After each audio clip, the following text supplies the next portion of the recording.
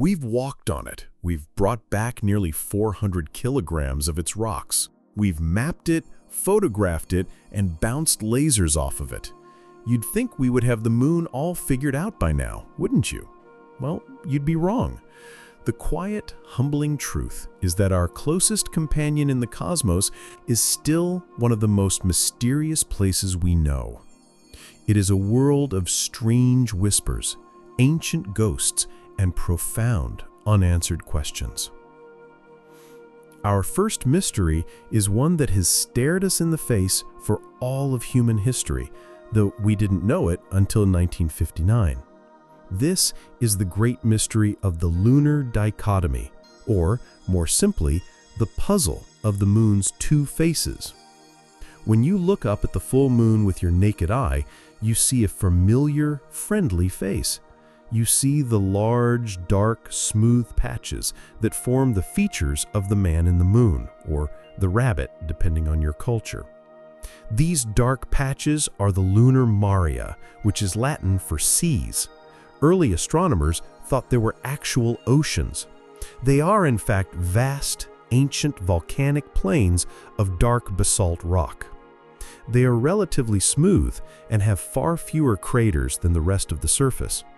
This is the face of the moon we have always known, but it is only one side of the story. For all of human history, no one had ever seen the other side. Because the moon is tidally locked to the Earth, it always shows us the same face. The far side was a complete and total mystery until October of 1959, when the Soviet Luna 3 probe swung around the back of the moon and took the first grainy black and white photographs of this hidden hemisphere. And what those pictures revealed was a complete shock. The far side of the moon looked nothing like the near side. It was a completely different world. The large, dark maria were almost entirely absent. Instead, the far side was almost completely covered in the brighter, paler highland crust. And it was absolutely battered with craters, far more so than the near side. It was a rugged, ancient, and deeply scarred landscape. And so the great mystery was born. Why? Why does the moon have these two completely different faces? Why is the crust on the far side significantly thicker than on the near side? Why did the vast lava flows that created the maria happen almost exclusively on the side facing us? It's a fundamental planetary scale asymmetry, and for decades, scientists have been trying to figure it out. This brings us to our second mystery, which is really the first proposed solution to this puzzle, the theory of the two moons. This is a beautiful and very dramatic idea. It suggests that in the very early days of the solar system, the Earth didn't just have one moon, it had two. Our main large moon would have been in orbit much as it is today, and a second, much smaller moon, perhaps about a third the diameter of the main one, would have also been in a stable orbit around the Earth. For millions of years, the Earth had two companions in its sky. This two-moon system would not have been stable forever. According to the theory, the orbits of the two moons would have eventually interacted, and the smaller moon would have begun a slow, inevitable death spiral, moving closer and closer to the larger one. The collision, when it finally happened, would not have been a high-speed, explosive impact. Because they were in similar orbits, it would have been a very slow-motion collision, happening at only a few kilometers per second. The smaller moon would have essentially pancaked itself against one side of the larger moon. It wouldn't have created a giant crater, but would have instead acted like a colossal slow-motion splat. This impact would have spread the crust and material of the smaller moon all over one hemisphere of the larger moon, creating a much thicker crust on that side. And because this happened billions of years ago, that thickened crust would then have had plenty of time to be battered by impacts, creating the rugged, cratered landscape of the far side that we see today. Meanwhile, the near side, with its thinner crust, would have remained more volcanically active for much longer. Later impacts on the near side could have more easily cracked the thinner crust, allowing magma from the moon's interior to well up and flood the basins, creating the smooth, dark Maria. It's a compelling and wonderfully dramatic story. It paints a picture of a chaotic early solar system where our planet had two moons, one of which was sacrificed to create the strange, two-faced world we see today. It's a quiet reminder that our cosmic neighborhood might have once looked very different. But the two-moon theory is not the only explanation. It has some problems, like explaining the specific chemical composition of the far side.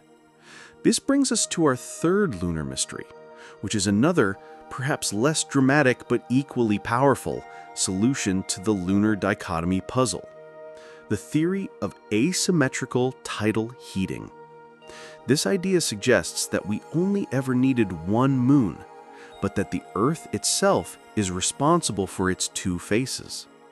When the moon first formed from that giant impact, it was much, much closer to the Earth than it is today, and it was still incredibly hot, a ball of molten rock.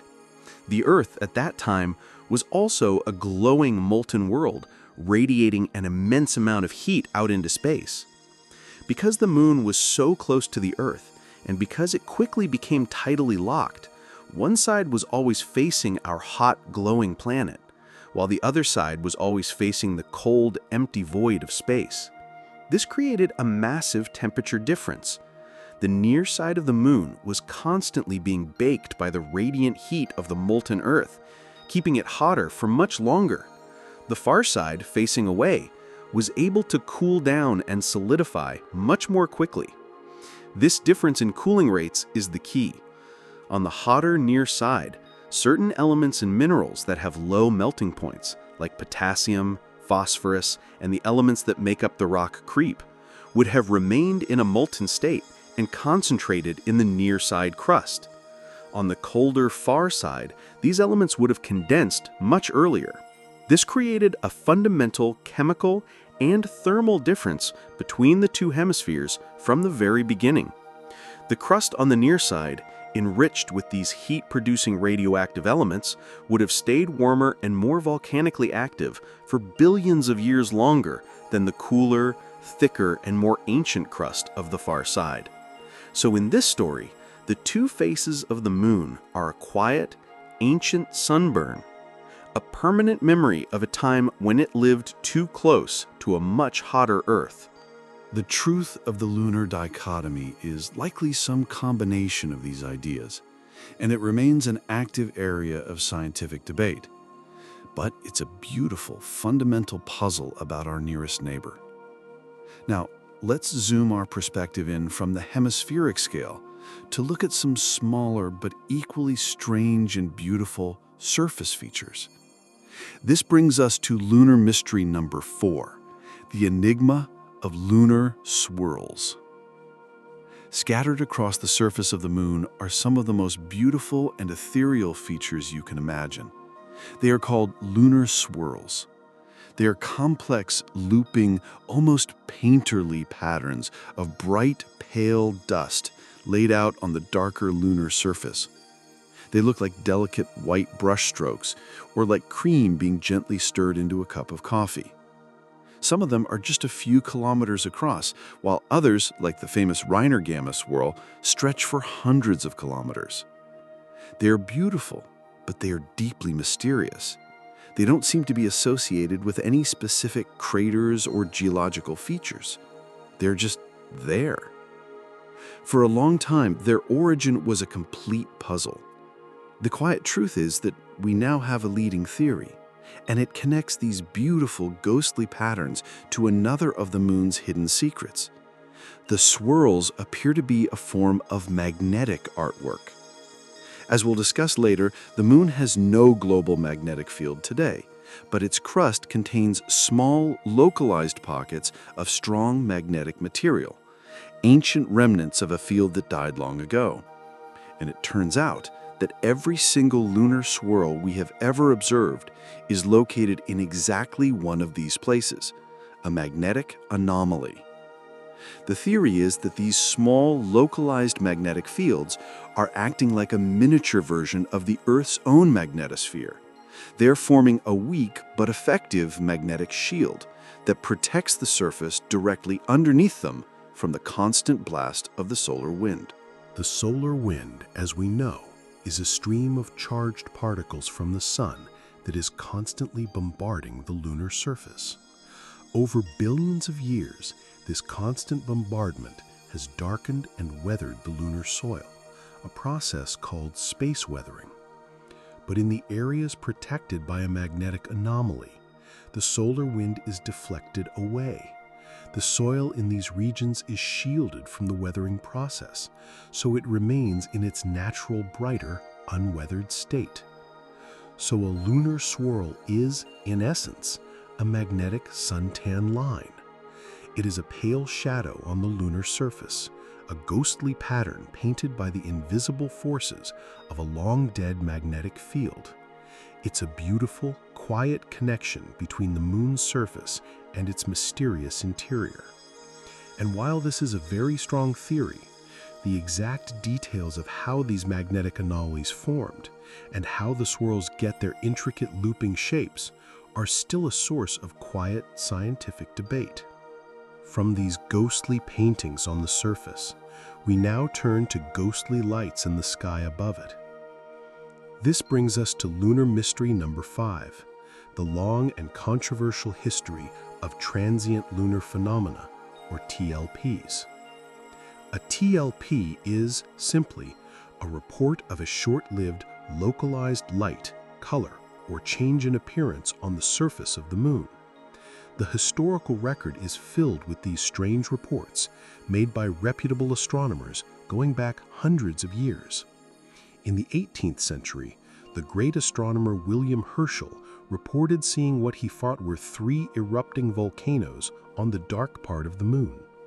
In the 20th century, experienced observers have reported seeing reddish glows, bright flashes, and hazy mists appearing and disappearing in certain craters, particularly craters like Aristarchus, which is known for its bright features. The mystery is simple. Are these events real? Are they evidence that the moon is not a completely dead world, but still has some form of geological activity? Or are they simply observational errors, tricks of the light, or misinterpretations from observers at the very limit of what their telescopes can see? The case for TLPs being real physical events on the moon is a tantalizing one. The leading theory is that they could be caused by outgassing. The idea is that the moon's interior still contains pockets of trapped gas, like radon, left over from the decay of radioactive elements. Occasionally, a deep ground quake or shift in the crust could open a temporary fissure, allowing a puff of this gas to escape to the surface. This sudden release of gas could stir up the fine lunar dust, creating a temporary, hazy cloud or mist that would be visible from Earth for a few hours before it dissipates. Another possibility is that the bright flashes that are sometimes reported are simply meteorite impacts. The moon is constantly being hit by small meteoroids, and a high-speed impact could certainly create a brief flash of light that would be visible from Earth. In fact, modern programs that monitor the moon have confirmed that these impact flashes are a regular, common occurrence. But many of the historical TLP reports remain unexplained. The problem is that they are, by their very nature, transient. They're fleeting, unpredictable events. An astronomer might see a strange glow in a crater, but by the time they can alert another observatory to confirm it, the glow is gone. The evidence is almost entirely anecdotal.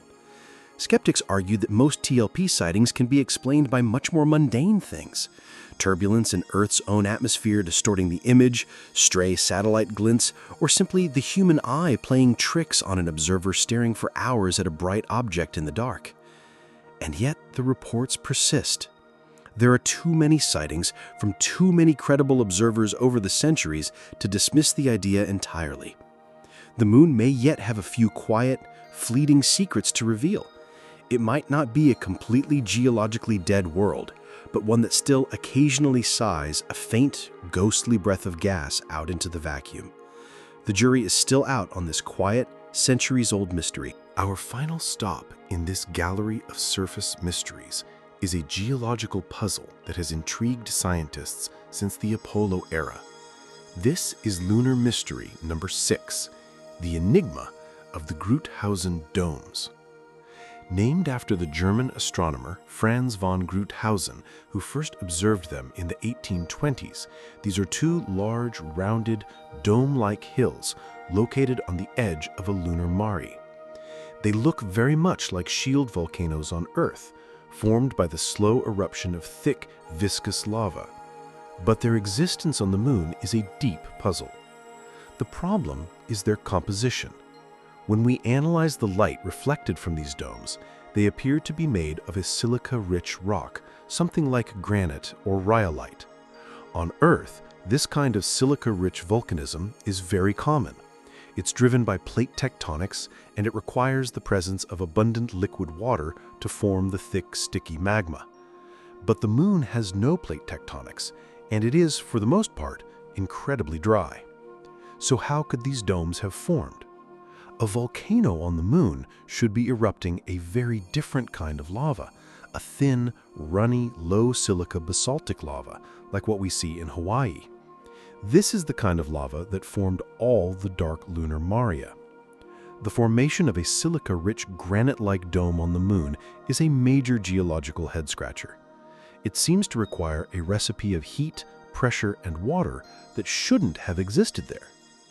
The mystery of the Gruithausen domes is a quiet reminder of how much we still have to learn about the Moon's volcanic and geological history. It suggests that there were processes happening on the ancient Moon that were much more complex than our simple models would predict. It's for this reason that the Gruithausen domes are a top priority target for future lunar landing missions. Sending a rover and perhaps one day a geologist to take a sample of these strange pale hills is one of the best ways we can hope to solve this quiet, long-standing geological puzzle. All right, we have explored the strange features we can see on the Moon's surface today. Now, let's travel back in time, billions of years, to explore the quiet mysteries surrounding the Moon's violent birth and its chaotic youth. We begin with the biggest question of all, lunar mystery number 7, the puzzle of the Moon's violent birth. As we've discussed, the leading scientific theory for how the Moon was formed is the giant impact hypothesis. This is a powerful and elegant theory that explains many of the Moon's strange features. The story goes like this. About 4.5 billion years ago, when our solar system was a young, chaotic place, the very young molten Earth was struck by another protoplanet. This other world, nicknamed Theia, after the Greek Titan who was the mother of the moon goddess Selene, is thought to have been about the size of Mars. The collision was not a glancing blow. It was a cataclysm of unimaginable proportions. The impact would have shattered Theia and blasted a huge amount of molten rock from both it and the Earth's own mantle out into orbit. This cloud of superheated debris then, over a few thousand years, coalesced under its own gravity to form the Moon. This theory beautifully explains why the Moon is so dry. The heat of the impact would have boiled away all the water, why it has such a small iron core. It's made mostly of the lighter mantle material from Earth and Theia, and why its chemical isotopes are so similar to Earth's. But for all its success, the theory has a few quiet, nagging problems that scientists are still trying to solve. The biggest of these quiet problems with the giant impact hypothesis is the one we just mentioned, the isotopic similarity. Isotopes are different versions of the same element with slightly different masses. Every planet and asteroid in the solar system has its own unique isotopic fingerprint. The problem is that when we analyze the Moon rocks, we find that their isotopic fingerprint for elements like oxygen is almost identical to that of Earth. If the moon is made from a mixture of material from both the Earth and the impactor planet Theia, then it should have an isotopic signature that is a blend of the two.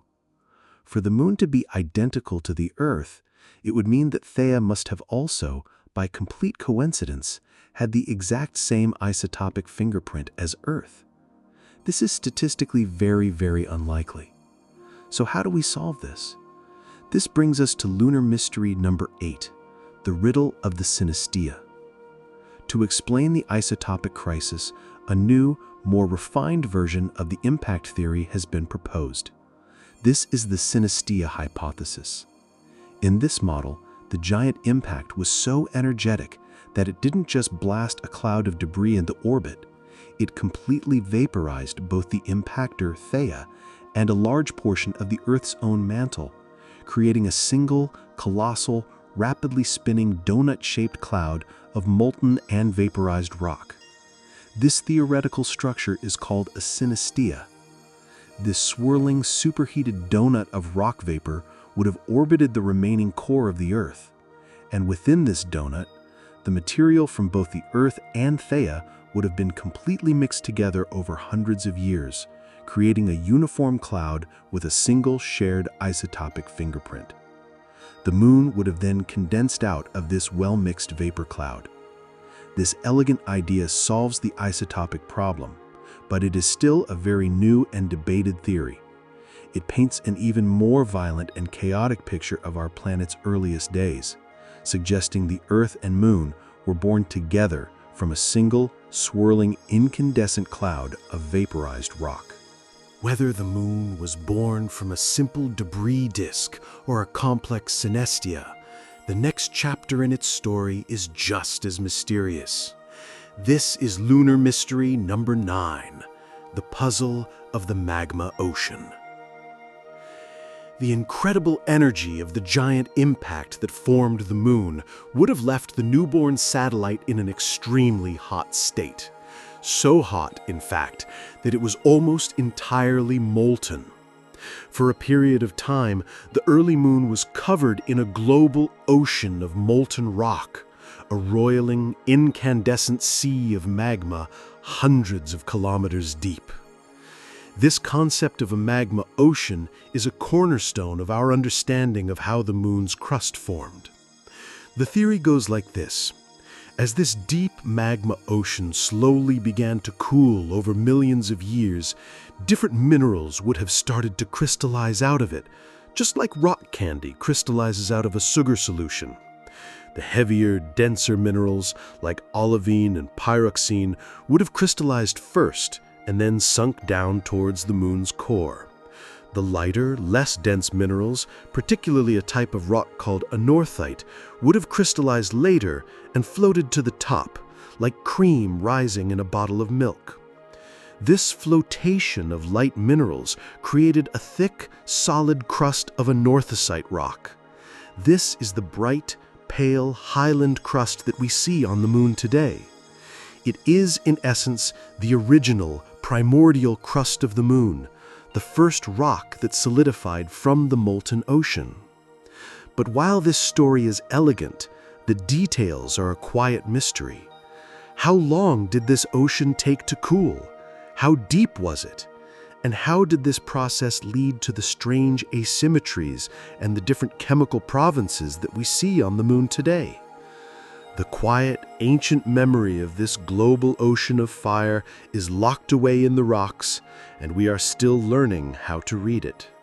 After the moon cooled and its first crust solidified, its quiet childhood was far from over.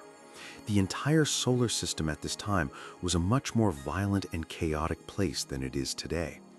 This brings us to a next great mystery of the past, lunar mystery number 10, the puzzle of the late heavy bombardment. When the Apollo astronauts brought back their precious rock samples, one of the first things scientists did was to date them, and they found something very strange. Many of the rocks that had been melted by large impacts, especially the rocks that formed the dark lunar Maria, seemed to cluster around a very specific age. There seemed to be a huge number of impacts that all happened in a relatively short period of time, between about 4.1 and 3.8 billion years ago. This led to the theory of the late heavy bombardment, sometimes called the lunar cataclysm. The idea was that after a relatively quiet period of a few 100 million years, the inner solar system was suddenly hit by a massive, intense spike in asteroid and comet impacts. This cataclysm would have battered all the inner planets, including the Earth and the Moon, creating the giant basins and craters that we see today. But what could have caused this sudden solar system-wide spike in impacts?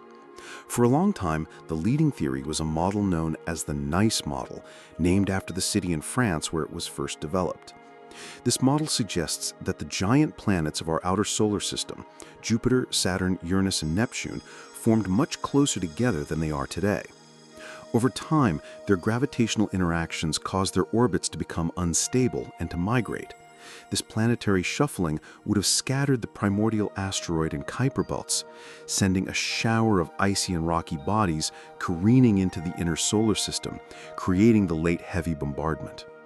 It's a beautiful and dynamic picture of our solar system's youth. However, more recently, the entire idea of the late heavy bombardment as a sudden, distinct cataclysm has come under question.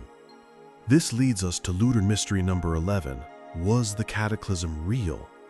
The problem is one of sampling bias. All of our Apollo rock samples come from a relatively small, specific area on the near side of the Moon. Critics of the cataclysm theory argue that it's possible that this region was hit by just one or two very large basin-forming impacts, like the impact that created the massive Imbrium Basin.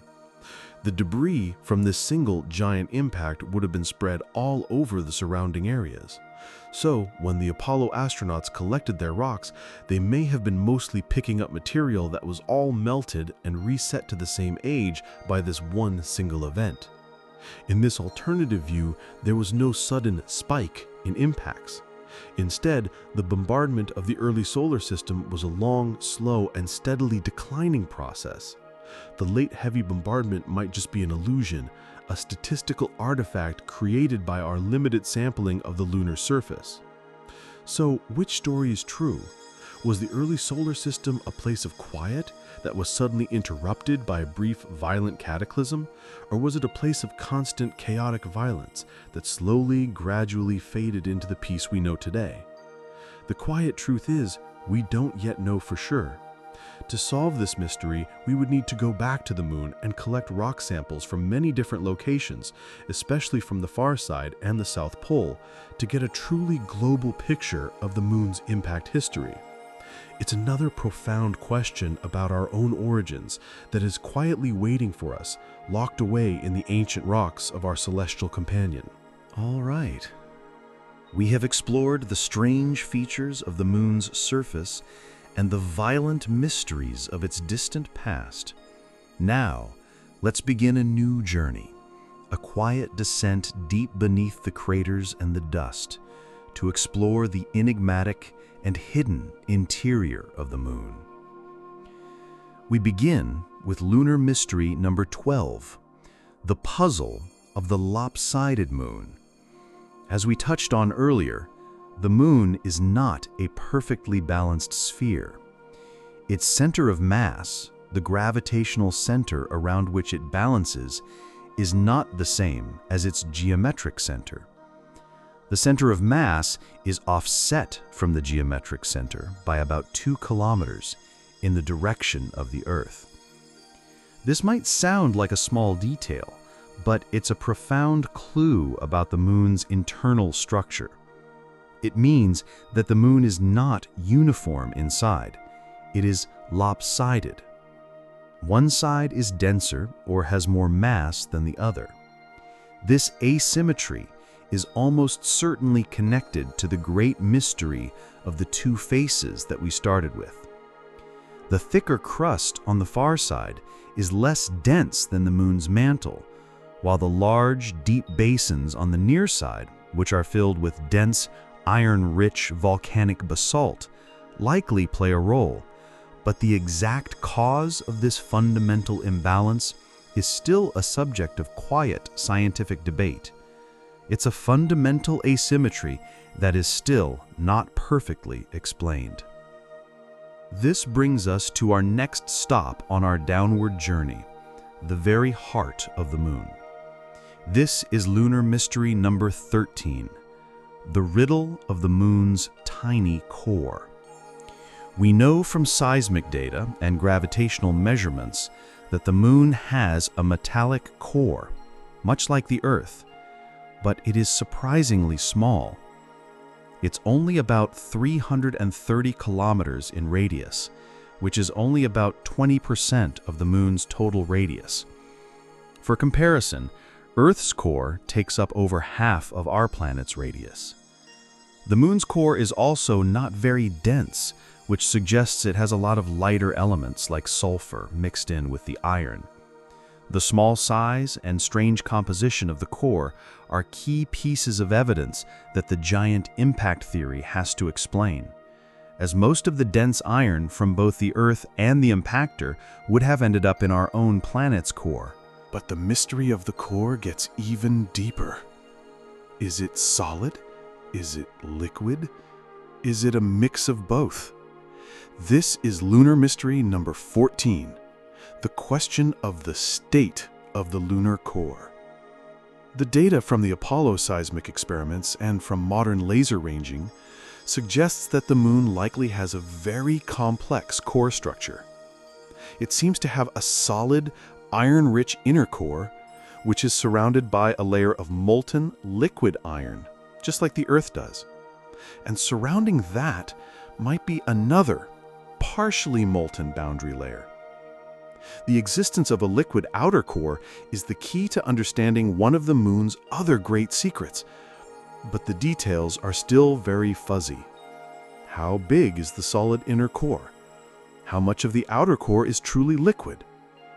Answering these questions is crucial for understanding the moon's thermal history and the evolution of its interior. It's a quiet, deep mystery, hidden beneath 1,500 kilometers of solid rock. And this liquid core is the key to our next puzzle, lunar mystery number 15, the ghost of the ancient lunar dynamo. As we've said, the moon has no global magnetic field today. It is a magnetically dead world. But when the Apollo astronauts brought back their rock samples, scientists discovered something shocking. Many of the ancient volcanic rocks were strongly magnetized. This means that when these rocks cooled and solidified billions of years ago, they did so in the presence of a powerful global magnetic field, much like Earth's did. This is a major puzzle. To generate a magnetic field with a dynamo, you need a churning, convecting, liquid metal core. The moon's core is very small. How could a core so small have generated a magnetic field that was, for a time, as strong as Earth's? And even more mysteriously, the evidence seems to show that this dynamo was active for over 1 billion years. And then, about 2 billion years ago, it suddenly shut down. What powered this ancient dynamo for so long, and what caused it to die? It's one of the most profound and unsolved mysteries in all of lunar science. The puzzle of the lunar dynamo has led to some very creative and exotic theories. One idea is that the moon's core was not always churning on its own. Perhaps the churning was driven by the gravitational influence of the Earth. The constant tidal forces from the Earth could have stirred the moon's liquid core, providing the mechanical energy to power the dynamo. Another theory suggests that a series of large asteroid impacts could have, for a time, knocked the moon's solid inner core off-center, causing the liquid outer core to slosh around and generate the magnetic field. Whatever the cause, the existence of this ancient magnetic field is a ghostly fingerprint, a quiet echo of a time when the moon was a much more dynamic and active world than the quiet, peaceful orb we see today. Now, let's rise back up from the deep interior and return to a mystery that connects the inside and the outside. This is Lunar Mystery number 16, the full story of the moon's hidden water. For decades, we believed the moon was completely, totally bone dry. The Apollo samples seemed to confirm this. They contained almost no water at all. But in the last 20 years, that picture has changed completely. First, we discovered the ice. In the 1990s, orbiting spacecraft detected high concentrations of hydrogen at the moon's poles. This was the first hint. Then, in 2009, NASA deliberately crashed a probe called LC-CROSS into a permanently shadowed crater near the South Pole. The resulting plume of debris was analyzed, and it showed the definitive signature of water ice.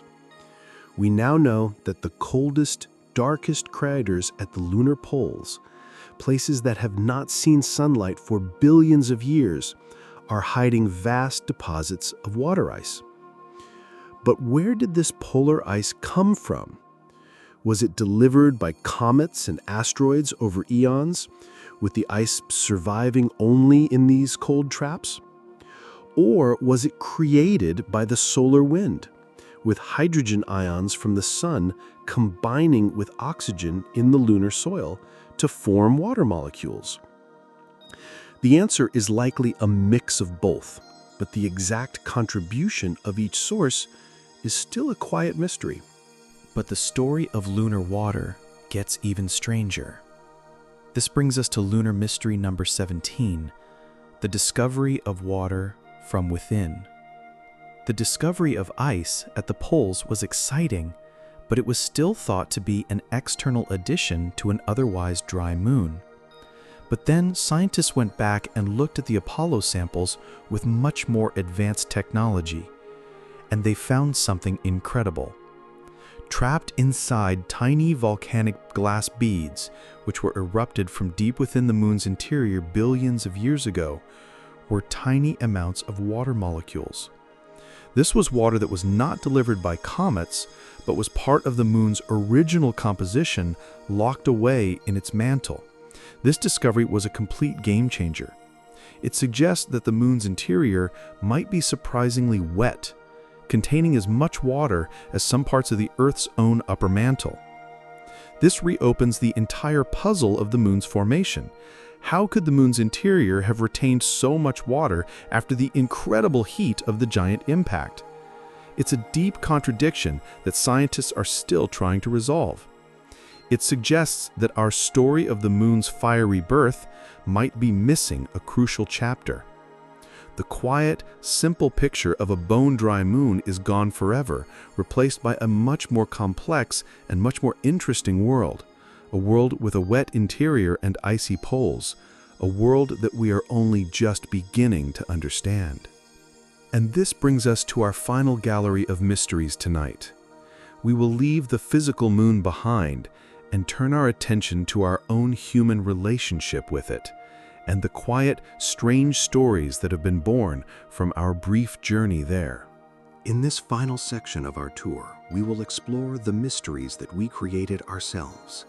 These are the puzzles, the lost artifacts, and the enduring myths from our own brief but historic interactions with our celestial neighbor.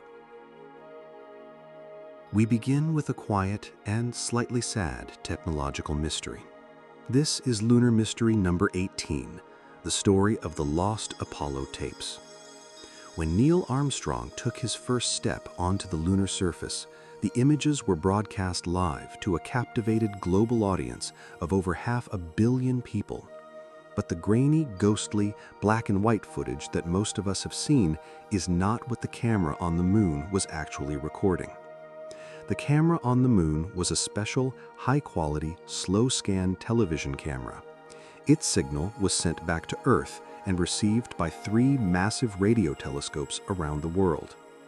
This original, high-quality footage was recorded onto large, 1-inch magnetic data tapes. At the same time, to broadcast it to the world, an engineer had to point a regular television camera at a small, high-resolution monitor that was displaying the slow scan feed. It is this lower-quality, second-hand recording of a monitor that became the historic footage we all know. So what happened to the original high-quality tapes? For decades, no one knew. They were lost. In the 2000s, NASA conducted an exhaustive, multi-year search for them, but they came to a heartbreaking conclusion. In the 1970s and 80s, facing a massive shortage of magnetic tapes for new satellite missions, NASA had almost certainly, and completely accidentally, bulk erased over 200,000 tapes to be reused. The original, pristine tapes of humanity's first steps on another world were almost certainly among them, quietly recorded over with new data. The clearest picture of our greatest achievement is a ghost, lost to history forever. Our next human mystery is one we've touched on before, but it deserves its own quiet moment of contemplation. This is Lunar Mystery number 19, the story of the Apollo 10 space music. As we know, the crew of Apollo 10, the full dress rehearsal for the first landing, heard a strange, ethereal, whistling sound in their headsets while they were orbiting the far side of the moon, completely out of radio contact with Earth. The recently declassified mission transcripts captured their genuine confusion and awe. "It sounds like, outer space type music," one of them says. Another chimes in, "I wonder what it is." For decades, these strange sounds were a small, quiet puzzle, sometimes cited by UFO enthusiasts as evidence of something alien. The quiet truth, as we've discussed, is almost certainly more mundane. The sound is believed to have been caused by radio interference between the VHF radios of the lunar module and the command module.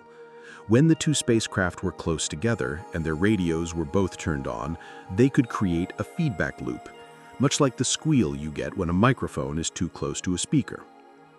But even with this logical explanation, the story retains a deep sense of mystery and wonder.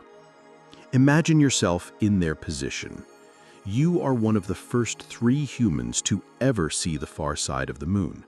You're more isolated from your home planet than anyone has ever been before. And in that profound, absolute silence, your headset fills with a strange, unearthly, whistling music. For a few brief moments, you would have had to quietly wonder if you were truly alone out there. It's a wonderful human story, a quiet reminder that even our most advanced technological journeys are filled with moments of profound personal mystery. Now we come to a bigger, more political, and more complex human mystery. This is Lunar Mystery number 20. The quiet, simple question of why we stopped going to the moon. The Apollo program was one of the most successful and ambitious undertakings in human history. In just a few short years, we went from never having left Earth's orbit to landing human beings on another world multiple times. The scientific and technological momentum was incredible. The original plans for the post-Apollo era were even more ambitious. There were plans for a permanent lunar base, for missions to Mars in the 1980s, and for large rotating space stations. And then, suddenly, it all stopped. The final Apollo mission was Apollo 17 in 1972. The colossal Saturn V rocket, the machine that took us to the moon, was retired. The production lines were shut down, and for over 50 years, no human has ventured beyond low Earth orbit. Why? Why did we take this giant leap only to take a half-century-long pause? There is no single, simple answer. The reasons are a complex mix of politics, economics, and a shift in public mood. The first reason was that the primary goal had been achieved. The space race was, at its heart, a battle in the Cold War. President Kennedy had set the goal of landing a man on the moon before this decade is out to prove American technological superiority over the Soviet Union. Once Apollo 11 landed in 1969, that race was decisively won. The main political motivation for the immense cost of the program was gone. The cost was the second major factor. The Apollo program was incredibly expensive, consuming over 4% of the entire federal budget at its peak. As the 1970s began, the United States was facing a number of challenges at home: the ongoing Vietnam War, social unrest, and a struggling economy. The public, and therefore the politicians, no longer had the appetite for spending billions of dollars on moon missions. The focus shifted to more practical, Earth-orbiting programs like Skylab and the Space Shuttle. There was also a sense of waning public interest. The first landing, Apollo 11, was one of the most watched television events in human history. But by the later missions, the novelty had worn off. The television networks often didn't even carry the moonwalks live. The public, it seemed, had become accustomed to the miracle of lunar exploration, and its attention had moved on. The quiet, tragic truth is that we stopped going to the moon not because of a technical failure or a lack of ability, but because of a simple earthly lack of interest and political will. The long pause in our lunar journey is a quiet testament to the shifting tides of human history and priorities. Our final mystery in this section is one we have touched on before, but it deserves its own quiet place in our tour. This is Lunar Mystery number 21, the enduring myth of the alien base on the far side of the moon. This is one of the most persistent and popular conspiracy theories in all of ufology. The idea is that the reason we only ever see one side of the moon is not because of tidal locking, but because an alien civilization is deliberately hiding on the other side. They have a secret base there, and they have warned humanity to not return. This theory is often used to explain why the Apollo program ended so abruptly. The astronauts, so the story goes, saw these alien structures and were told to stay away.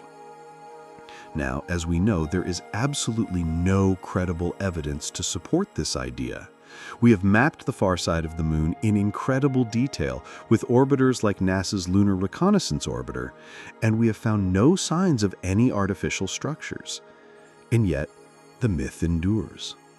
Why? I think it's because the far side of the moon represents the ultimate "here be dragons" on our cosmic map. It is a place that is physically close, but perpetually hidden from our direct view. And our human minds love to populate dark, unknown places with mysteries and monsters. The idea of a secret base is a much more exciting and dramatic story than the quiet, simple truth of orbital mechanics. It's a piece of modern folklore, a testament to our innate need for wonder, mystery, and a good story. And in a strange way, it's a form of respect for the moon's enduringly enigmatic nature. We called this the lunar dichotomy, the stark and beautiful difference between the near side that we always see and the far side that is forever hidden from Earth. Let's spend more time with this idea because it is the single largest geological feature of the moon, and it has puzzled scientists for decades. To truly appreciate the shock of its discovery, we have to put ourselves in the shoes of the Soviet scientists in October of 1959. For all of human history, the moon was just one thing, the face we saw. Every map, every drawing, every observation was of the man in the moon, with its dark, familiar Maria, the seas. Scientists naturally assumed that the other side would look more or less the same. Why wouldn't it? It's the same moon, after all. Then came the Luna 3 probe. It was a small, ambitious, barrel-shaped spacecraft. It performed a graceful swing around the moon's south pole, and for the first time, it pointed its cameras at the hidden hemisphere. The probe itself didn't transmit live television. It was equipped with a special camera system that actually took photographs on chemical film. This film was then automatically developed, processed, and scanned by a small television camera tube inside the spacecraft. It was an incredibly complex and almost steampunk piece of technology. The resulting signal sent back to Earth was very weak and incredibly noisy. Scientists on the ground had to painstakingly assemble the blurry, static-filled images line by line. But as the picture slowly resolved itself on their screens, they must have felt a profound sense of confusion and wonder. The moon they were seeing was not the moon they knew. The vast, dark Maria were gone. In their place was a bright, uniform, and absolutely battered landscape, almost completely covered in craters. It was a different world. It was a quiet, ghostly revelation that our closest neighbor had been showing us only one of its two very different personalities. This discovery of the moon's two faces launched a half-century of scientific detective work. Let's revisit the first major theory we discussed, the two moons theory, in more detail. This idea, which sounds like pure science fiction, is a serious scientific hypothesis. The idea is that the same giant impact that created our main moon might have also created one or more smaller moons from the same debris cloud. For a time, our ancient Earth would have had a small fleet of moons in its sky. Most of these smaller moonlets would have been unstable, either crashing back to Earth or being ejected from the system. But the theory suggests that one smaller moon, perhaps about a third the diameter of our main moon, could have settled into a stable Trojan orbit, sharing the same orbital path as the larger moon, but positioned at a gravitationally stable point either ahead of it or behind it. For tens of millions of years, these two moons would have orbited the Earth together, but this stability would not have lasted forever. The slow outward spiral of the main moon due to tidal forces from the Earth would have eventually disrupted this delicate balance. The smaller moon would have been nudged out of its stable point and would have begun a slow, inevitable descent towards its larger sibling. The key to this theory is the speed of the collision. It would have been incredibly slow by cosmic standards. The two bodies would have come together at a speed of only about 2.4 kilometers per second. This is slow enough that it wouldn't create a typical bowl-shaped impact crater. Instead, the smaller moon would have essentially pancaked itself against the larger one, spreading its material out like a slow-motion splat. This would have added a huge, thick layer of new crustal material to one hemisphere without creating a giant basin. This beautifully explains the thicker crust of the far side. It is, in this story, the quiet, rocky ghost of Earth's second, long-lost moon. The two moons theory is a wonderfully dramatic and compelling story. But as we've learned, the universe is not always so cinematic. This brings us back to the other leading explanation for the moon's two faces, the quieter but perhaps more likely theory of asymmetrical tidal heating. Let's explore this idea with a bit more depth. The key to this theory is remembering just how different the environment was for the two sides of the early moon. We know the moon formed much, much closer to the Earth than it is today, perhaps as much as 20 times closer, and we know that it quickly became tidally locked, with one side permanently facing us. Now, imagine the early Earth. It was not the cool blue marble we know today. It was a glowing, incandescent ball of molten rock, still reeling from the giant impact that formed the moon. It would have been radiating an immense amount of heat out into space. So, the near side of the moon was constantly being baked by the intense radiant heat of a molten Earth hanging in its sky. It was like being parked permanently in front of a giant blast furnace. The far side, on the other hand, was always facing away, into the deep, absolute cold of empty space. This created a massive temperature gradient between the two hemispheres. The near side remained hotter for much longer, while the far side was able to cool and solidify much more quickly. This difference in cooling had profound effects on the moon's geology. In the great global magma ocean that covered the early moon, certain elements, specifically heat-producing radioactive elements like potassium, uranium, and thorium, as well as phosphorus, would have tended to stay in the molten liquid rock. As the far side cooled and crystallized first, these elements would have been effectively pushed out of the solidifying rock and would have remained concentrated in the still molten magma on the hotter near side. This process created a fundamental chemical difference between the two hemispheres. The crust of the near side became naturally enriched with these heat-producing radioactive elements.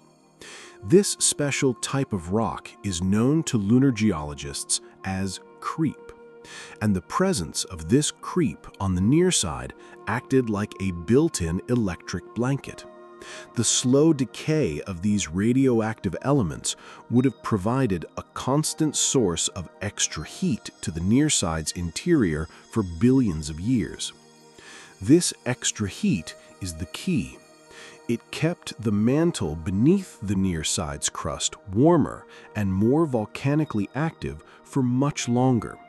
So when large asteroids later crashed into the near side, they were able to easily fracture the thin crust and allow vast amounts of magma to well up and flood the impact basins, creating the smooth, dark Maria we see today. On the far side, which lacked this radioactive blanket, the crust grew much thicker and the mantle cooled down much more quickly. So even though it was hit by just as many asteroids, the impacts were not able to trigger the same kind of large-scale volcanism. In this story, the two faces of the moon are a quiet, ancient memory of its relationship with our own planet. It's a story not of a second moon, but of a long, slow, asymmetrical sunburn from a young and molten Earth.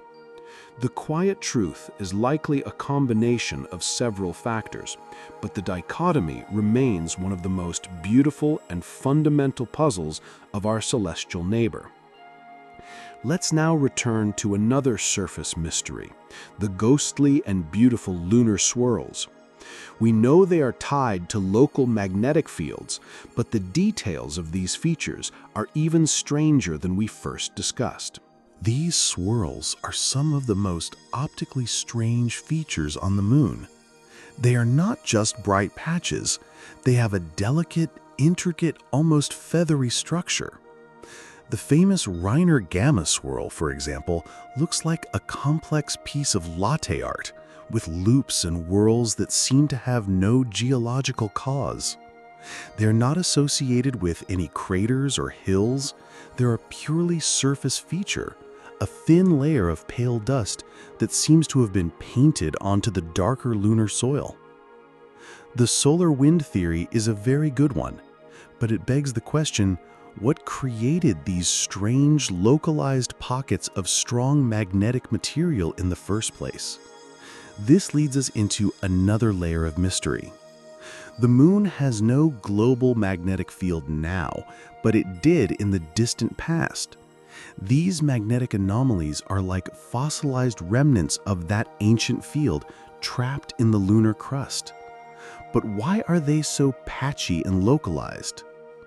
One theory is that they are connected to the geology of the Antipodes, the point on the exact opposite side of the moon, of giant impact basins.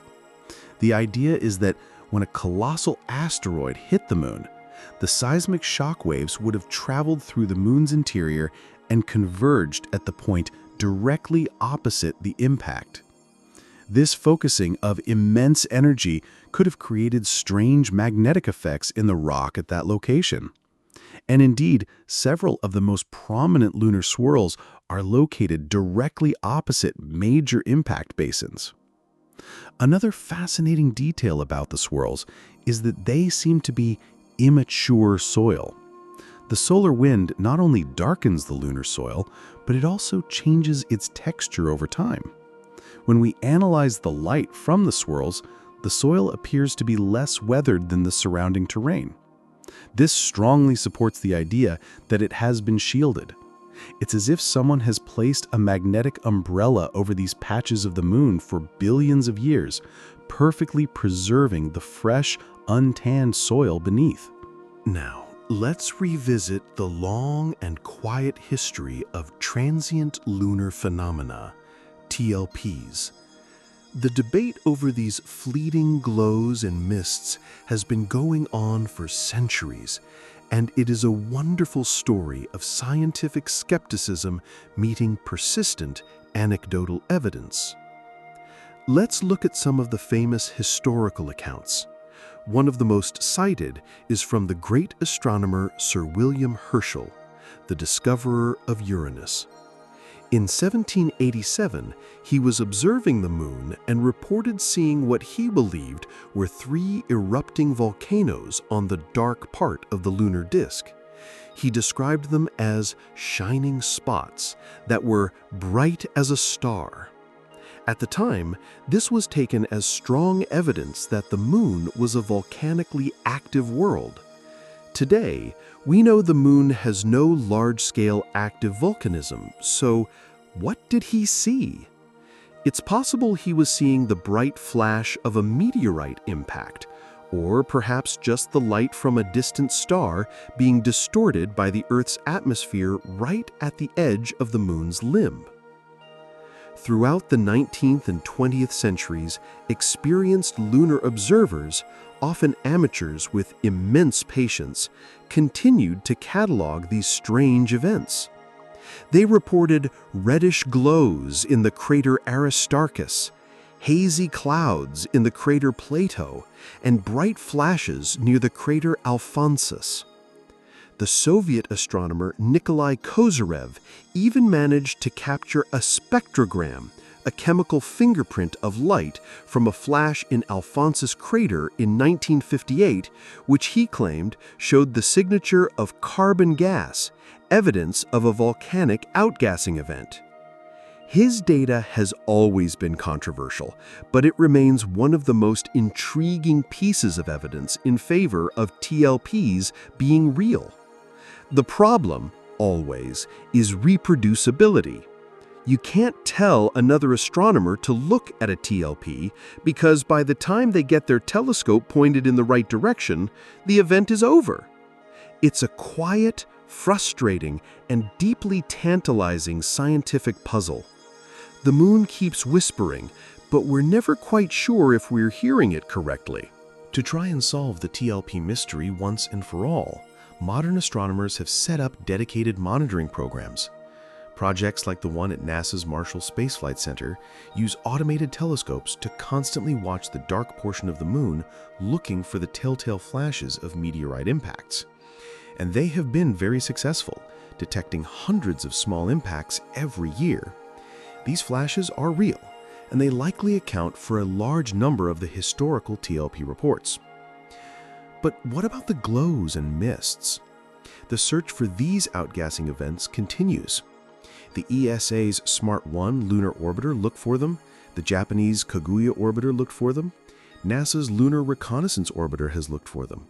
And so far, none of them have found any definitive, unambiguous evidence of a large-scale outgassing event happening on the moon today. So where does that leave us? It leaves us with a beautiful, quiet mystery. It's possible that the historical observers were all mistaken, victims of atmospheric distortion and wishful thinking. But it's also possible that the moon is a world that is mostly, but not completely, dead. It might be that large outgassing events are very, very rare, happening perhaps only once a century, and we just haven't been lucky enough to catch one with our modern instruments yet. The moon might be a quiet, sleeping giant that only sighs in its sleep once in a very long while. For now, the mystery of the strange lights on the moon continues, a quiet testament to the enduring power of careful, patient observation. And now, let's leave the realm of fleeting lights and return to solid ground, to the strange geology of the Gruithuisen domes. We know they are a puzzle because they appear to be made of silica-rich rock, a type of rock that should be rare on the moon. Let's delve deeper into why this is so strange.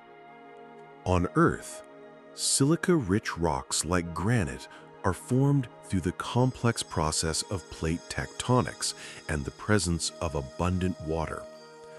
Water gets incorporated into the rock of the seafloor. When that seafloor is subducted down into the Earth's mantle, the water lowers the melting point of the rock, allowing a thick, sticky, silica-rich magma to form. It is this kind of magma that creates steep-sided volcanoes like Mount St. Helens. The moon has none of these ingredients. It has no plate tectonics, and for a long time, we believed it had no water. So lunar volcanism should be simple. It should be driven by heat from the mantle, melting rock, creating a thin, runny, low-silica basaltic lava. This is the kind of lava that flows easily and creates the vast, flat, volcanic plains that we call the lunar Maria. The existence of a sticky, silica-rich lava that could pile up to form a steep-sided dome like the Gruithuisen domes is a major contradiction to this simple picture. So how could they have formed? One theory is that they are a product of the very last stages of the cooling of the moon's great magma ocean. The idea is that as the ocean of magma crystallized, the last dregs of the molten rock would have become naturally enriched in silica and other exotic elements that didn't fit easily into the common mineral crystals. This final silica-rich magma could have then erupted onto the surface to form the domes. It would have been a very rare and specific type of volcanism that could only happen at a certain point in the moon's history. It's a good theory, but the details are still debated. The only way to know for sure is to go there and get a rock sample. And that is why these strange pale hills are at the top of the list of landing sites for future robotic and human missions. They are a quiet geological mystery waiting for a final answer. All right, let's take a breath and let our imaginary ship now travel not through space, but through time. We will leave the mysteries of the moon's surface as it is today and journey back billions of years to the chaotic and fiery era of its birth and its youth, a time that is filled with its own deep, quiet puzzles.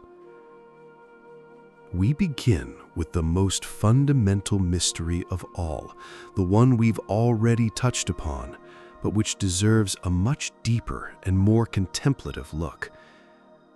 This is the mystery of the moon's violent birth. As we know, the leading theory is the giant impact hypothesis.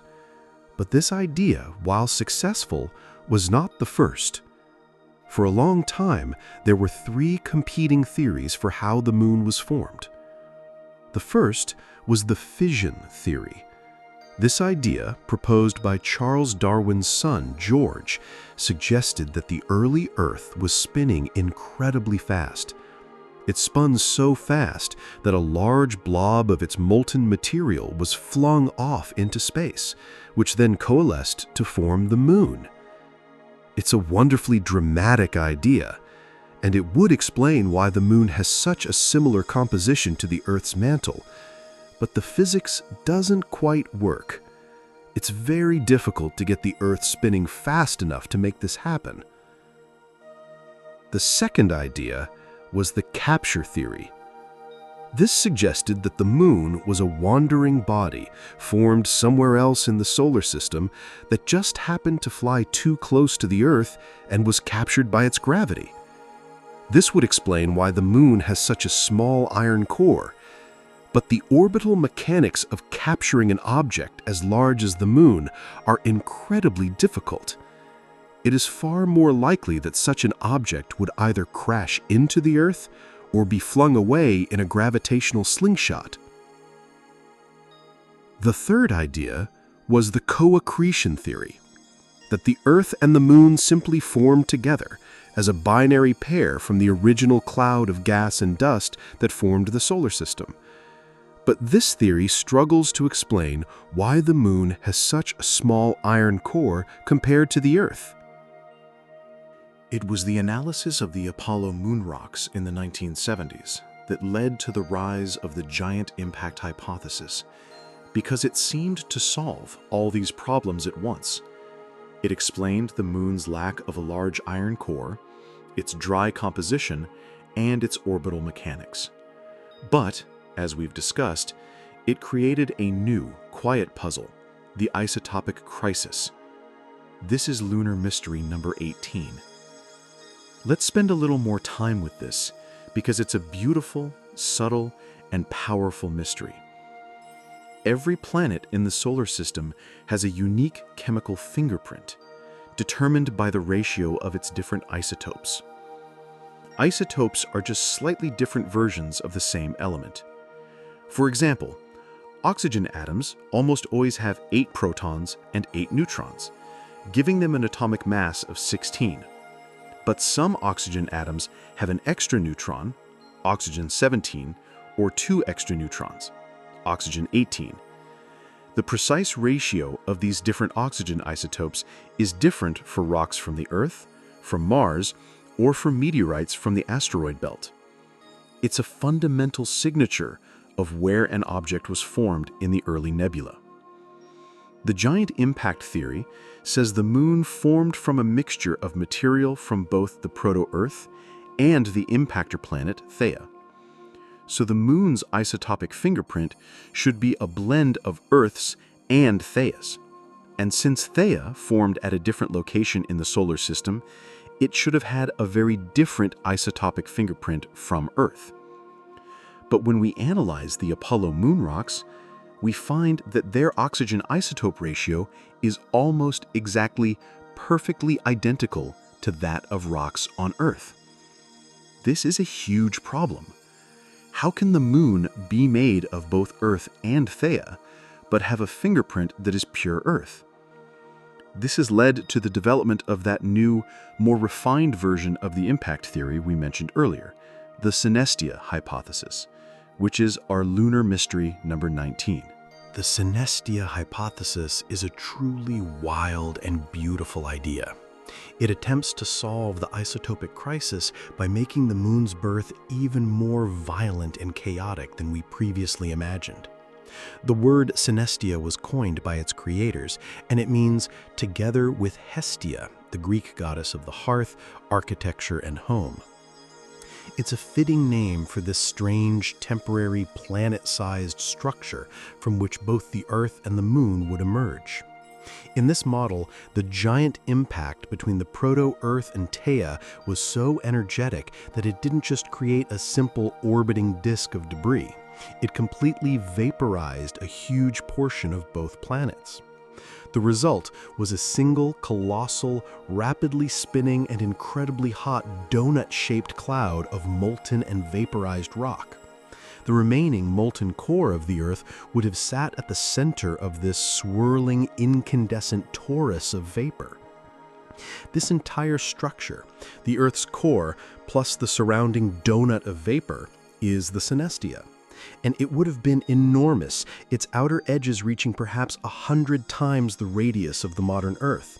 And it would have been incredibly hot, thousands of degrees Celsius. Here is the key to the theory.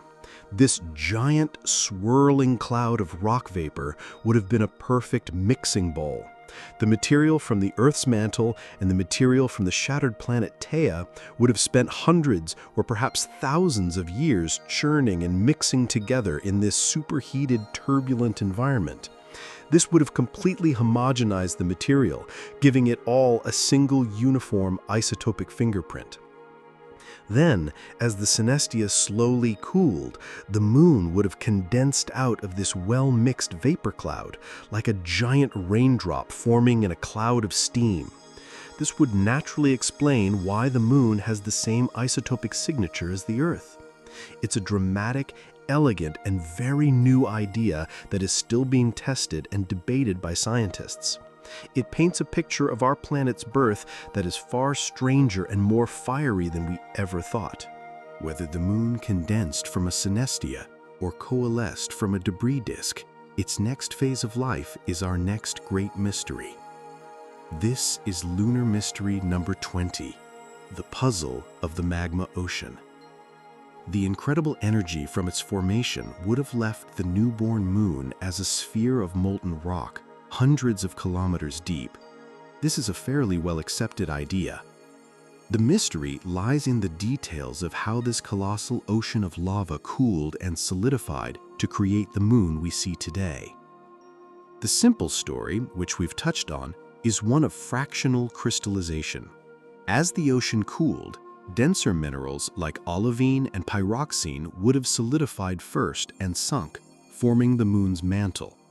Then, the lighter mineral, anorthite, would have crystallized and floated to the top, forming the bright primordial crust of the lunar highlands.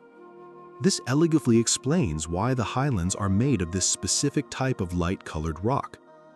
But the real moon is much more complicated than this simple picture. For one thing, the crust is not a uniform thickness, it's much thicker on the far side. And the composition of the volcanic maria, which erupted much later, is very diverse and complex. To explain this, the cooling of the magma ocean must have been a very messy and complex process. It might not have been a simple uniform cooling. Perhaps large unmelted chunks from the original impact were still floating in the magma ocean, changing its chemistry in different regions. Perhaps the cooling was asymmetrical due to the radiant heat from the nearby Earth, as we discussed earlier. It's also possible that the mantle itself didn't just stay in one place after it solidified. The early moon might have had a period where its entire mantle overturned, with the dense late-stage minerals sinking and the lighter earlier minerals rising, completely remixing the interior of the moon. The quiet, ancient memory of this global ocean of fire is locked away in the chemistry of the Apollo rocks, and we are still learning how to read its complex and beautiful story. After the moon's crust solidified, its quiet childhood was far from over. The entire solar system at this time was a chaotic shooting gallery filled with the leftover debris of planet formation. This brings us back to that great historical puzzle, lunar mystery number 21, the late heavy bombardment, or the lunar cataclysm. As we discussed, the ages of the rocks from the great impact basins on the near side of the moon seem to suggest that there was a sudden, intense spike in asteroid and comet impacts about 3.9 billion years ago. For decades, this idea of a sudden cataclysm was the standard model. It was a dramatic story, and it had a wonderfully elegant explanation in the NICE model of planetary migration. The idea that Jupiter and Saturn shifting their orbits could have sent a shower of debris careening into the inner solar system was a beautiful piece of theoretical work. But as our understanding has grown, and as we have reanalyzed the Apollo samples and studied meteorites that have come from the moon, the picture has become much less clear. This is lunar mystery number 22, the quiet questioning of whether the cataclysm was real. The problem, as we mentioned, is one of sampling bias. All of our Apollo landing sites are on the near side, and they are all relatively close to or within the ejecta blanket of the massive Imbrium Basin, the giant crater that forms the right eye of the man in the moon. The Imbrium impact was one of the largest and most recent of the Great Basin-forming events.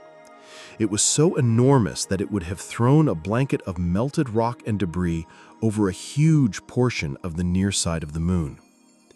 So, the new thinking goes, it's possible that the spike in ages we see at 3.9 billion years isn't a record of a galaxy-wide cataclysm at all. It might just be the age of the single, giant Imbrium impact. When the Apollo astronauts collected their rocks, they might have been mostly picking up material that was all melted and had its geological clock reset by this one single local event. So, this new thinking paints a very different picture of the early solar system. It suggests that instead of a sudden, dramatic cataclysm that lasted for a couple of 100 million years, the bombardment of the inner planets was a long, slow, and steadily declining process that started right from the formation of the planets themselves. In this view, the early solar system was an incredibly violent place for a very long time, and it simply got quieter and quieter as the leftover debris was swept up or ejected. The debate between the cataclysm model and the declining bombardment model is a quiet and important one in planetary science. The answer tells us not just about the moon, but about the conditions on the early Earth when life was first getting started. A sudden, intense spike in giant impacts would have been a major challenge for any nascent life on our own planet, while a long, slowly tapering off bombardment might have been more survivable. The quiet truth is, we don't yet know for sure which story is right. To solve this mystery, we need more rocks. We need to send new missions, either robotic or human, to different parts of the moon to collect samples from other, more ancient impact basins far away from the influence of the Imbrium impact. By dating these new rocks, we could build a truly global picture of the moon's impact history and finally determine if its youth was one of a long, slow-burning fever or a brief and violent one. The answer is waiting for us, locked in the ancient stones of our quiet celestial neighbor. We begin with a fundamental and very strange fact about the moon's overall structure. This is lunar mystery number 23, the puzzle of the lopsided moon. As we touched on earlier, the moon is not a perfectly balanced sphere. When we map out its gravity field with incredible precision using orbiting spacecraft, we find that its center of mass, the gravitational center around which it balances, is not the same as its geometric center. The center of mass is offset from the geometric center by about 2 kilometers in the direction of the Earth. This might sound like a small technical detail, but it's a profound clue about the moon's internal structure. It means that the moon is not uniform inside. It is fundamentally asymmetrical. There is more mass concentrated on the side that faces the Earth. This asymmetry is almost certainly connected to the great mystery of the two faces that we started with. The thicker crust on the far side is made of lighter, less dense rock. The near side, on the other hand, has a thinner crust and is home to the vast, dense, iron-rich basalt plains of the Maria. This distribution of mass, less on the far side, more on the near side, is what causes the center of mass to be pulled slightly towards the Earth. So, in a way, the lopsidedness is just another way of describing the lunar dichotomy. But it presents the puzzle in a new light. What caused this fundamental planet-wide imbalance in its structure? Was it the result of a second moon splattering itself onto the far side?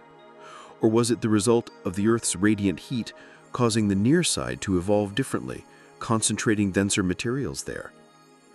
The quiet fact that the moon is not a balanced sphere is a constant gravitational reminder of its strange and asymmetrical history. Let's continue our descent all the way to the very heart of the moon. This brings us to lunar mystery number 24, the riddle of the moon's tiny core. We know from the seismic data collected by the Apollo astronauts and from modern, precise tracking of the moon's wobble that the moon has a metallic core, much like the Earth does, but it is surprisingly and mysteriously small. The moon's core is estimated to be only about 330 kilometers in radius. This means it makes up only about 20% of the moon's total radius. For comparison, Earth's core is a behemoth, taking up over half of our planet's radius. Mars's core is also about half its radius. So why is the moon's core so disproportionately tiny? This fact is one of the key pieces of evidence that led scientists to abandon the old theories of the moon's formation. If the moon had formed alongside the Earth from the same cloud of material, the co-accretion theory, it should have a similarly proportioned core. If it had been a captured object from elsewhere in the solar system, its core size would be a coincidence. But the giant impact hypothesis explains it beautifully. In this model, when the Mars-sized planet Theia collided with the proto-Earth, both bodies already had their own iron cores. The collision was so violent that it melted and mixed the lighter, rocky mantles of both planets, blasting that material into orbit to form the moon. But the dense, heavy iron cores of the Earth and Theia would have merged together and remained with the larger body, the Earth. So the moon was formed primarily from the lighter iron-poor mantle material. It only has a tiny core because that's all the iron that happened to get blasted into orbit with the rest of the debris. The quiet, small nature of the moon's heart is a ghostly echo of its violent and fiery birth. But the mystery of the core gets even deeper when we ask about its state. Is it a single solid ball of metal, or is it more complex, like our moon? This is lunar mystery number 25, the quiet puzzle of the state of the lunar core. For a long time, we didn't have enough data to know for sure. The seismic data from the Apollo missions was revolutionary, but it wasn't sensitive enough to give us a clear picture of the very center of the moon. But in recent years, by reanalyzing the old Apollo data with modern computer models, and by using incredibly precise laser ranging measurements to track the moon's subtle wobbles, scientists have been able to piece together a new and much more complex picture. It now seems that the moon's tiny core is structured very much like Earth's, just in miniature. The best models suggest that the moon has a solid inner core made mostly of iron with a radius of about 240 kilometers, and surrounding this solid inner core is a shell of molten liquid metal, likely a mix of iron and lighter elements like sulfur, with a radius of about 330 kilometers. Some evidence even suggests there may be another partially molten boundary layer surrounding this liquid outer core. The confirmation that the moon likely has a liquid outer core was a huge breakthrough, because it is the churning, convective motion of a liquid metal core that is needed to generate a planet's magnetic field. This discovery provided a crucial piece to another great lunar puzzle, the mystery of the moon's ancient magnetism. The quiet, subtle wobbles of the moon today are telling us a story about the churning, molten nature of its deep past. And this liquid core is the key to our next exhibit, lunar mystery number 26, the ghost of the ancient lunar dynamo. As we've said, the moon today is a magnetically dead world. It has no global magnetic field to shield it from the solar wind. But one of the most surprising discoveries from the Apollo missions was that the moon rocks themselves were strongly magnetized. This was a complete shock. The rocks the astronauts brought back, especially the older volcanic basalts, contained a clear record of having cooled and solidified in the presence of a powerful magnetic field, a field that was, for a time, as strong as the Earth's own magnetic field today. The moon, in its youth, was not magnetically dead. It had a dynamo. It had a magnetosphere. It had auroras. This is a profound puzzle. The moon's core is so small. How could a core so tiny have generated a magnetic field so powerful? And even more mysteriously, the evidence from the rocks seems to show that this dynamo was not a short-lived phenomenon. It was active for over 1 billion years, from about 4 billion years ago to about 2.5 billion years ago, and then it seems to have shut down. What could have powered this ancient dynamo for so long, and what caused it to suddenly die? The traditional theory for how Earth generates its magnetic field, simple thermal convection in the core, doesn't seem to provide enough energy to have powered the moon's dynamo for that long. This has led to some more creative and exotic theories. One idea, as we've touched on, is that the dynamo was powered not by internal heat, but by external gravity. The constant tidal forces from the nearby Earth could have physically stirred the moon's liquid core, providing the mechanical energy to power the magnetic field. Another theory suggests that a series of large asteroid impacts could have periodically kicked the solid inner core, causing the liquid outer core to slosh around and generate a magnetic field for a time. Whatever the cause, the existence of this ancient magnetic field is a ghostly fingerprint, a quiet echo of a time when the moon was a much more dynamic, active, and Earth-like world than the quiet, peaceful orb we see today. It's a beautiful, unsolved mystery about the moon's hidden, energetic past. Now, let's rise back up from the deep interior and return to a mystery that connects the inside and the outside, a puzzle that has completely changed our view of the moon in the 21st century. This is Lunar Mystery number 27, the full, quiet story of the moon's hidden water. For decades after the Apollo missions, the scientific consensus was that the moon was bone dry. The rock samples that were brought back were almost completely devoid of water. Any water that the moon might have had originally, it was thought, would have been boiled away during the immense heat of the giant impact. The moon was seen as the driest place in the solar system. But in the 1990s, the first hints of a different story began to emerge. A NASA spacecraft called Clementine, while mapping the moon from orbit, used a radar experiment that seemed to suggest the presence of ice in the dark, shadowed craters at the moon's poles. A few years later, the Lunar Prospector mission, with its neutron spectrometer, found definitive evidence of high concentrations of hydrogen, a key component of water in these same polar regions. The evidence was building that the coldest, darkest places on the moon, the floors of craters that have not seen a single ray of sunlight for billions of years, might be acting as cold traps, where water ice could be stable and could accumulate over eons. But this was still indirect evidence. The final proof came in 2009 with one of the most spectacular and clever experiments in recent lunar history. This brings us to Lunar Mystery number 28, the story of the L.C. Ross impact. To prove once and for all that there was water ice at the lunar poles, NASA designed a mission to go and kick up some dust.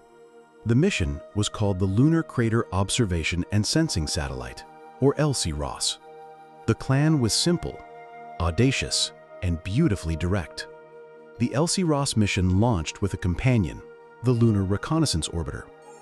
After its launch, the heavy upper stage of its Centaur rocket was guided on a precise trajectory to crash directly into a permanently shadowed crater named Cabeus, near the Moon's south pole.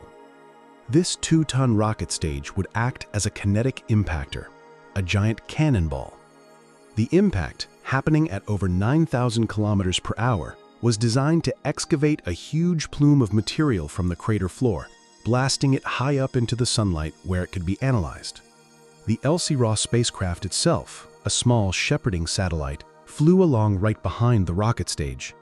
Its job was to fly directly through the debris plume created by the impact, using its own scientific instruments to taste and analyze what it was made of, before making its own second impact on the lunar surface a few minutes later. The impacts were a spectacular success.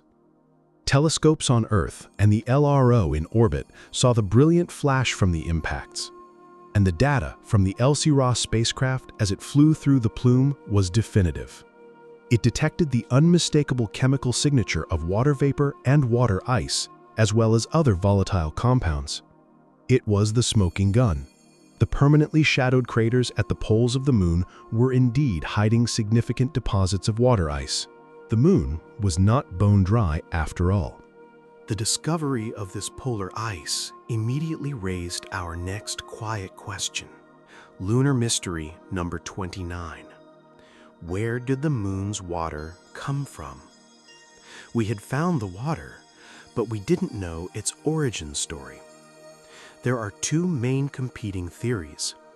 The first is the delivery theory. This suggests that the water was brought to the Moon from the outer solar system over billions of years. Comets and asteroids, which are rich in water ice, have been impacting the Moon throughout its history. While any ice that landed in sunlit areas would have quickly sublimated away, any ice that happened to land inside one of those permanently shadowed, super cold craters at the poles would have been trapped, unable to escape. Over eons, this slow but steady bombardment could have built up the significant ice deposits that we see today. The second theory is much more subtle and fascinating. It suggests that the Moon can actually create its own water. The solar wind, as we know, is a constant stream of particles from the Sun, and it is mostly made of hydrogen ions. The lunar soil, or regolith, is rich in oxygen, which is bound up in silicate minerals. The theory is that when these hydrogen ions from the solar wind slam into the lunar soil, they can interact with the oxygen to form water molecules, H2O. This process would be happening constantly all over the lunar surface. Most of this newly formed water would be quickly broken apart again by sunlight, but some of it could hop across the lunar surface, and any molecule that happened to hop into one of those permanently shadowed super cold craters at the poles would be instantly trapped and frozen. The true answer is likely a combination of both of these processes. Some water is delivered, and some is created in place, but the exact ratio is still a quiet mystery that future missions will have to solve. But the story of lunar water has one final, even more profound twist. This brings us to lunar mystery number 30, the incredible discovery of water from within. The discovery of ice at the poles was exciting, but it still fit with the overall picture of a moon that had formed hot and dry. The water was seen as a later external addition, a thin veneer of frost on an otherwise arid world. But then, scientists went back and looked again at the most precious scientific samples we have, the rocks and soil brought back by the Apollo astronauts. In the 1970s, the instruments used to analyze these samples were not sensitive enough to detect very tiny amounts of water.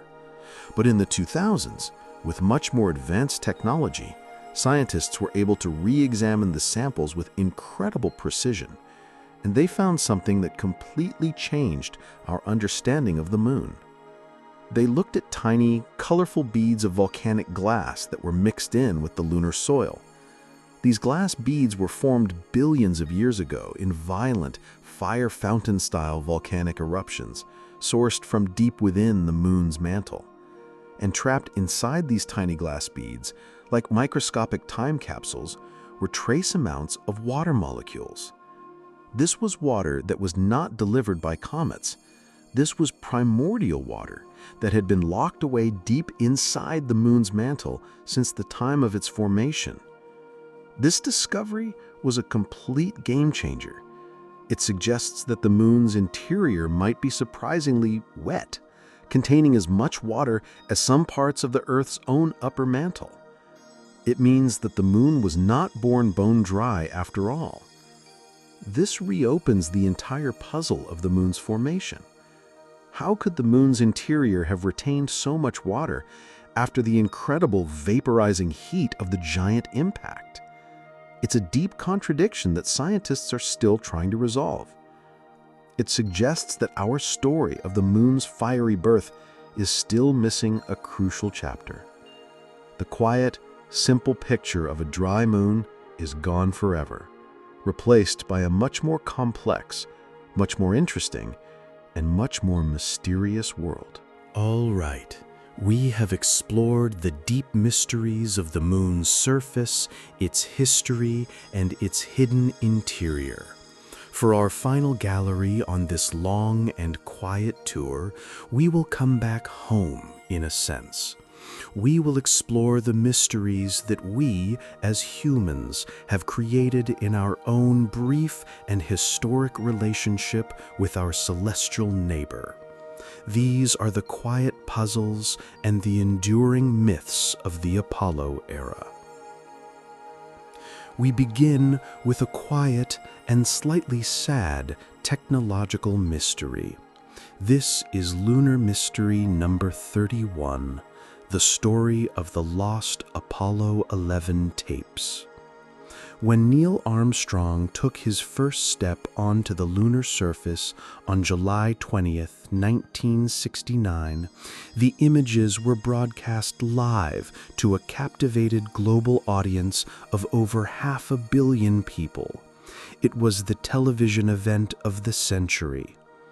But the grainy, ghostly, almost blurry black and white footage that we all know and remember is not what the camera on the moon was actually recording. The camera on the moon was a special, high-quality, slow scan television camera designed to capture as much detail as possible. Its signal was sent back to Earth and received by 3 massive, incredibly sensitive radio telescopes located in Australia and California. This original, high-quality footage was recorded onto large 1-inch magnetic data tapes, and by all accounts, the quality was excellent. However, to broadcast this special slow scan signal on regular television networks around the world, it had to be converted. At the ground stations, an engineer had to perform a simple but crude conversion. They literally just pointed a regular television camera at a small, high-resolution monitor that was displaying the pristine slow scan feed. It is this lower quality, second-hand recording of a monitor, a recording of a recording that was sent out to the world and became the historic footage we all know. So what happened to the original high-quality master tapes? For decades, no one knew. They were lost. In the 2000s, spurred on by public interest and a desire to preserve this crucial piece of history, NASA conducted an exhaustive, multi-year search for the missing Apollo 11 tapes. They searched through their archives, through government storage facilities, and they interviewed retired engineers and technicians. But the search came to a heartbreaking and slightly embarrassing conclusion. The tapes were gone forever. The most likely scenario is that in the 1970s and 80s, during a period of budget cuts, NASA faced a massive shortage of high-quality magnetic tapes for its new satellite programs. And so, in a move that seems almost unthinkable today, they began a process of bulk erasing and reusing hundreds of thousands of their older tapes. It is almost certain that the original 45 tapes containing the pristine footage of humanity's first steps on another world were part of a batch that was unceremoniously degaussed and recorded over with new satellite data. It was a quiet, bureaucratic, and completely accidental erasure of history. Thankfully, some good quality recordings from the live broadcast were found in other archives, and modern digital restoration technology has been able to clean up the familiar footage considerably. But the original, clearest picture of our greatest achievement is a ghost, a quiet, lost artifact from the dawn of the space age. Our next human mystery is one we've touched on before, but it deserves its own quiet moment of contemplation. This is Lunar Mystery number 32, the story of the Apollo 10 space music.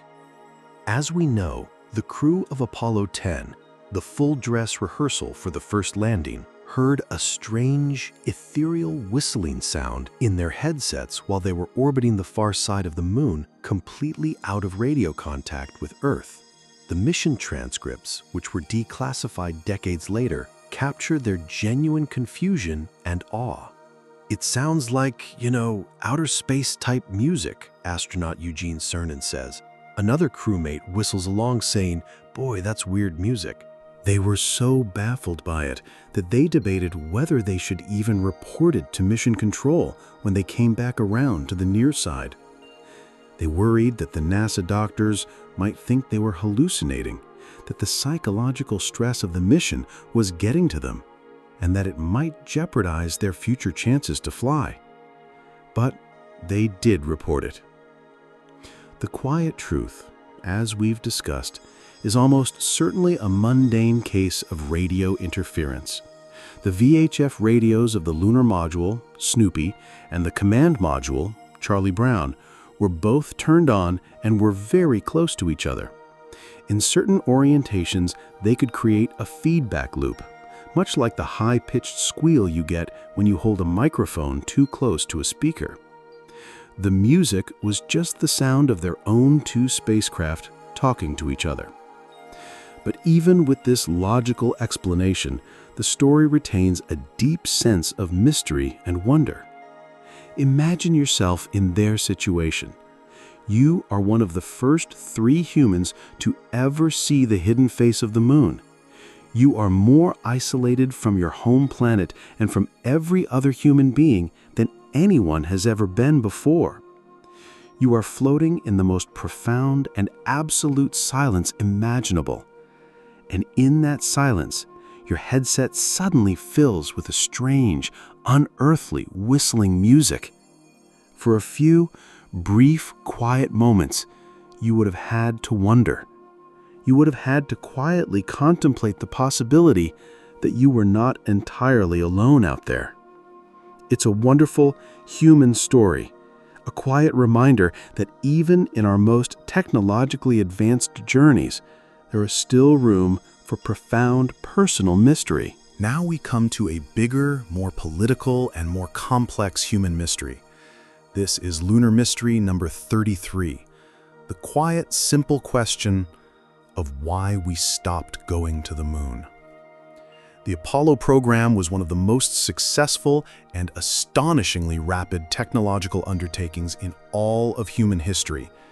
In just 8 years, from President Kennedy's speech in 1961 to the landing of Apollo 11 in 1969, we went from never having had an American in orbit to walking on the surface of another world. The momentum was incredible. And the original plans for the post-Apollo era in the 1970s were even more ambitious. There were detailed plans for a permanent lunar base, for large rotating space stations, and even for human missions to Mars in the 1980s. And then, suddenly and quietly, it all stopped.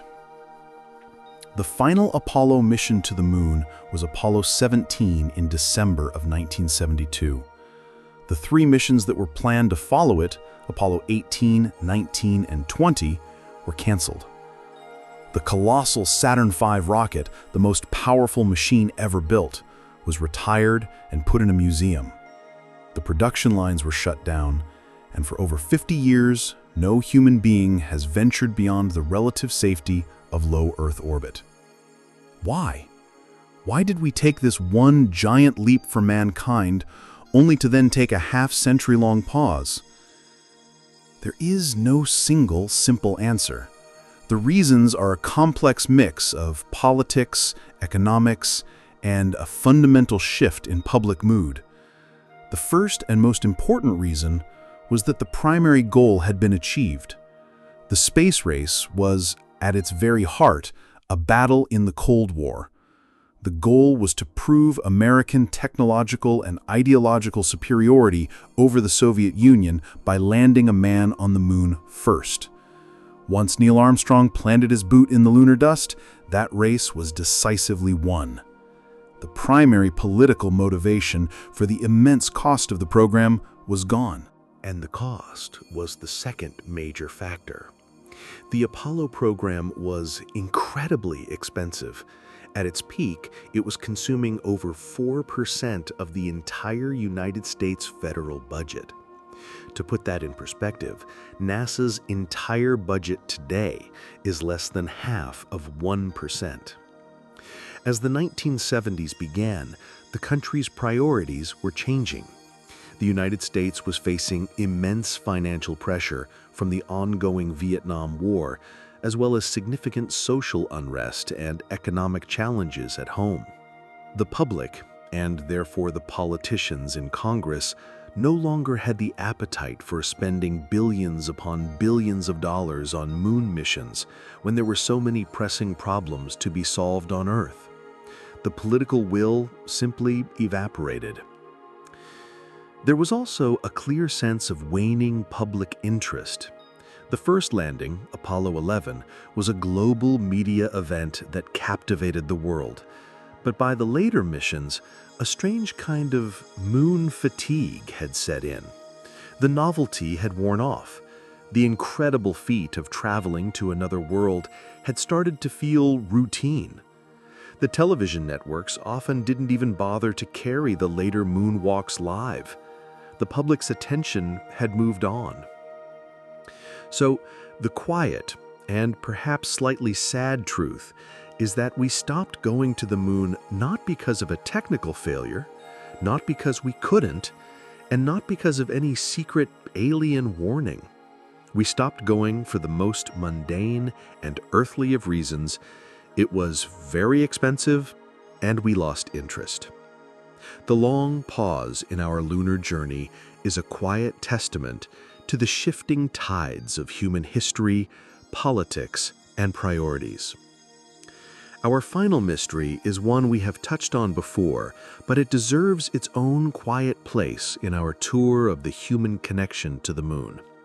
This is Lunar Mystery number 34, the enduring modern myth of the alien base on the far side of the moon. This is one of the most persistent and popular conspiracy theories in all of ufology. The idea is simple. The reason we only ever see one side of the moon is not because of a natural process like tidal locking, but because an advanced alien civilization is deliberately hiding on the other side. They have established a secret base there from which they observe us, and they have warned humanity not to return to the moon. This theory is often used as a dramatic, alternative explanation for why the Apollo program ended so abruptly. The astronauts, so the story goes, saw these alien structures and were told to stay away. Now, as we know, there is absolutely no credible evidence to support this idea. Our modern orbiters have mapped the far side of the moon in incredible high-resolution detail, and we have found no signs of any artificial structures, only a beautiful, rugged, and cratered natural landscape. And yet, the myth endures with incredible power. Why? I think it's because the far side of the moon represents the ultimate here be dragons on our cosmic map. It is a place that is physically so close to us, yet it is forever hidden from our direct view from Earth. And our human minds have a deep and ancient need to populate dark, unknown, and mysterious places with our greatest hopes and our deepest fears. The idea of a secret base, of being watched by powerful, unknown others, is a much more exciting and dramatic story than the quiet, simple truth of orbital mechanics.